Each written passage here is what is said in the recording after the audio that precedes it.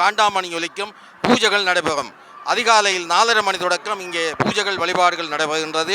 6 காண்டாமணிகளும் 6 நேரத்தினுடைய பூஜைகளுக்கும் ஒன்று மாறி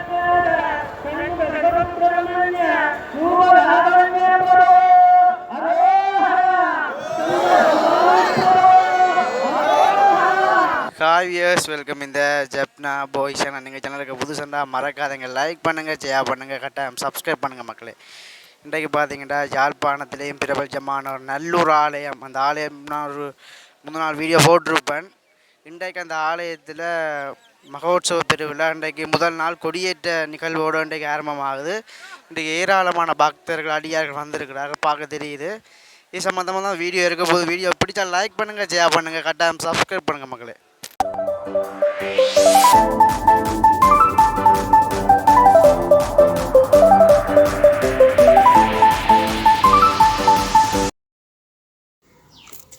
இப்போ பார்த்தீங்கன்னா மக்களே, நான் இப்போ சரியாக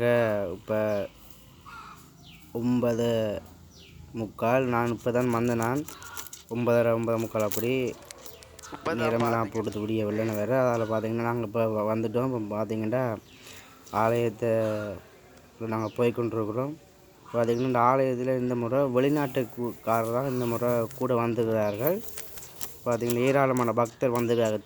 நல்லூரில் வரலாற்று சிறப்புமிக்க ஒரு ஆலயங்களில் நல்லூர் ஒரு பழமை வாய்ந்த ஒரு ஆலயம், சிறப்பு வாய்ந்த ஒரு ஆலயம். அதுக்கு ஏராளமான பக்தர்கள் இன்றைக்கு முதல் நாள் கொடியேற்றம் பண்ணி ஒரு பெரிய ஒரு சம்பவம் ஒன்று செய்திருக்கிறார்கள். அதாவது தேர் திருவிழா மாதிரி பார்த்திங்கன்னா ஏராளமான அடியவர்கள் வந்திருக்கிறார்கள். இன்றைக்கு கொடியேற்றம் முதல் நாளே இன்றைக்கு ஏராளமான பக்தர்கள் வந்திருக்கிறார்கள். அது மாதிரி தேர் திருவிழா போலவே இன்றைக்கு காட்சி ஏராளமான பக்தர்கள் வந்திருக்கிறார்கள். பார்த்திங்கன்னா இன்றைக்கு முன்னுக்கு வந்து வீடியோ எடுக்கலாம் காட்டி கொடுத்துருக்கேன். வீடியோ கிளியராக தான் இருக்குது. பார்த்திங்கன்னா இன்றைக்கு ஏராளமான அடியவர்கள் இன்றைக்கு வந்திருக்கிறார்கள். நேர்த்தியை மற்றது பார்த்திங்கன்னா இன்றைக்கு ஏராளமான வெளிநாட்டு பயணிகளை நாங்கள் இந்த வீடியோவில் பார்த்துக்கலாம். பார்த்திங்கன்னா இந்த வீடியோவில் சொல்லுவோம் எனக்கு யூடியூபர்ஸ்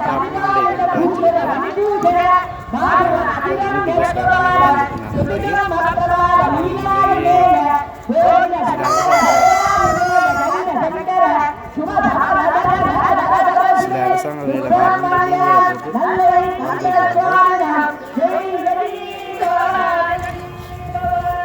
பார்த்தீங்கன்னா இப்போ கொடியேற்றம் நடந்து கொண்டிருக்குது.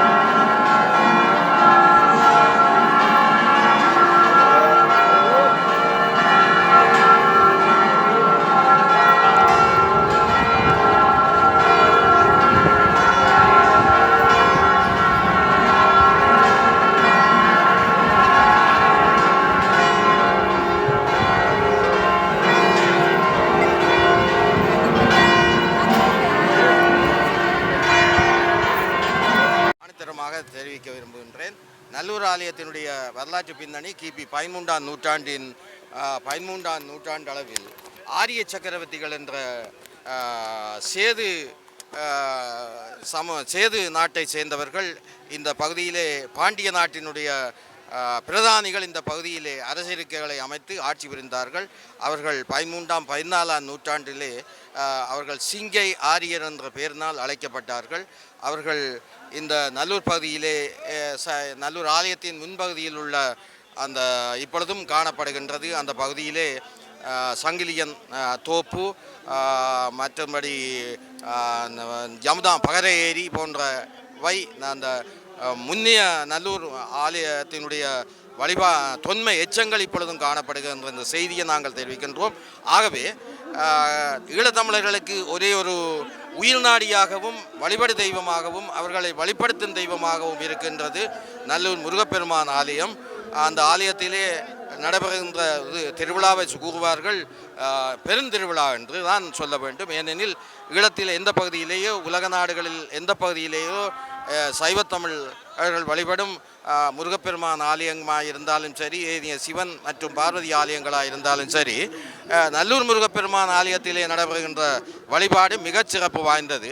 இந்த ஆலயத்தினுடைய அர்ச்சனை டிக்கெட் ₹1 காணப்படும். எந்த ஒரு அடியவரும் இந்த ஆலயத்திலே வந்து அர்ச்சனை செய்யக்கூடிய வழிபாடுகள் இந்த ஆலயத்திலே செய்திருக்கின்றார்கள் என்ற செய்தியை நாங்கள் தருகின்றோம்.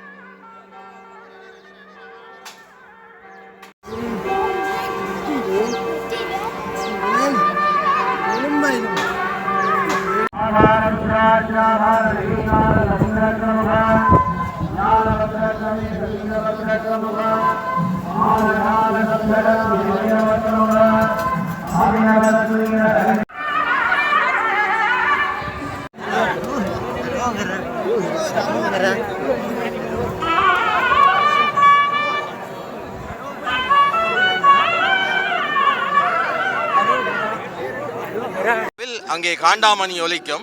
இந்த காண்டாமணி ஒலித்ததும் ஆலயத்தினுடைய சுற்றுப்பிரகாரங்களில் வாழ்கின்ற மக்கள் ஆலயத்தை நோக்கி ஓடி வருவார்கள், வழிபாடுகளில் ஈடுபடுவார்கள் என்ற செய்தியை நாங்கள் உங்களுக்கு தருகின்றோம்.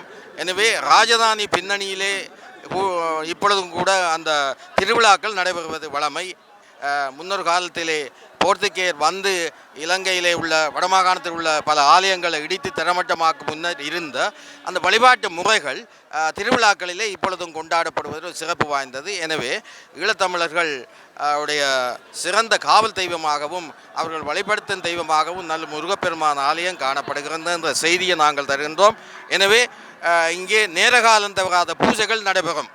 ஒவ்வொரு நிமிடமும் மனிதனுக்கு முக்கியமானது என்ற செய்தியை இந்த ஆலயத்தில் வந்து வழிபடுபவர்கள் கற்று உணரலாம். ஆலயத்திலே காண்டாமணி ஒலிக்கும். அங்கே மணிக்கூடு கடிகாரம் ஒலித்ததும் காண்டாமணி ஒலிக்கும். பூஜைகள் நடைபெறும். அதிகாலையில் 4:30 மணி தொடக்கம் இங்கே பூஜைகள் வழிபாடுகள் நடைபெறுகின்றது.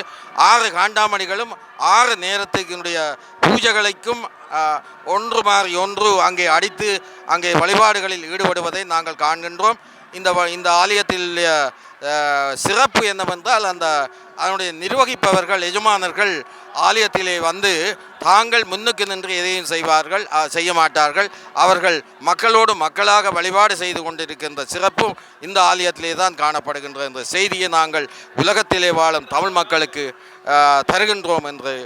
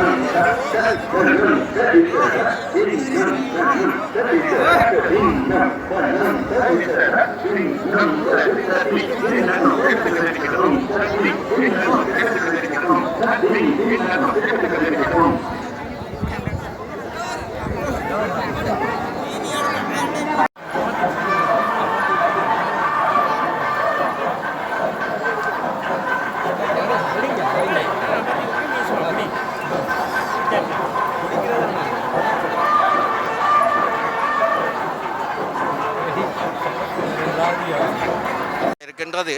அங்கே வேல், முருகப்பெருமானுடைய வேல் அங்கே காணப்படுகின்றது. பாருங்கள், அந்த வேலிலே இப்பொழுது சேவல் கொடி பறந்த வண்ணம் இருக்கின்ற காட்சியை நாங்கள் பார்க்கின்றீர்கள். ஒவ்வொரு நேரமும் காண்டாமணி ஒலிக்கும் பொழுது ஆலயத்தினுடைய வழிபாடுகளும் அங்கே ஒவ்வொரு வித்தியாசமாக காணப்படும். அதாவது ஆலய மூலஸ்தானத்திலே அங்கே தங்க விக்கிரகம் காணப்படுகின்றது. முருகப்பெருமானுடைய வேல் தான் அந்த ஆலயத்தினுடைய மூலாலயத்திலே காணப்படுகின்றது என்ற செய்தியை நாங்கள் தருகின்றோம். அதற்கு அப்பால் ஆறுமுக சுவாமி, முத்துக்குமார சுவாமி என்று பல பரிவார மூர்த்திகளும் காணப்படுகின்ற என்ற செய்தியை நாங்கள் தருகின்றோம். கடந்த 25 ஆண்டுகளுக்கு மேலாக இந்த ஆலயத்திலே நடைபெறுகின்ற வழிபாட்டு முறைகள், பூஜைகள் என்பவற்றை நாங்கள் அவதானித்து இங்கு வரும் தொலைக்காட்சி மற்றும் வானொலி நிறுவனங்களின் ஊடாக உலகெங்கும் வாழும் ஈழத்தமிழர்களுக்கு மட்டுமல்ல, அங்கே இந்தியாவிலே வாழ்ந்து கொண்டிருக்கின்ற எனது உடன்பிறப்புகள், அவர்கள் தொப்புள் கொடி உறவுள்ளவர்கள், ஈழத்தமிழர்களுடைய பாதுகாப்பிலே அவர்கள் கரிசனை உடையவர்கள். ஆகவே அவர்கள் எல்லோரும் இந்த நல்லூர் முருகப்பெருமான் ஆலயத்தினுடைய கொடியேற்ற நிகழ்விலே வந்து கலந்து கொள்ள முடியாது விட்டாலும் அவர்கள் இந்த தொலைக்காட்சி ஊடாக இந்த நிகழ்வுகளை எல்லாம் பார்த்து வழிபாடுகள் செய்து அங்கே முருகப்பெருமானுடைய திருவிரலை பெற்றுக்கொள்ள வேண்டும் என கூறி விடைபெற்றுக் கொள்பவர் உங்கள் கனகபாரதி விஜயரத்னம் கனகராஜா. நன்றி, வணக்கம்.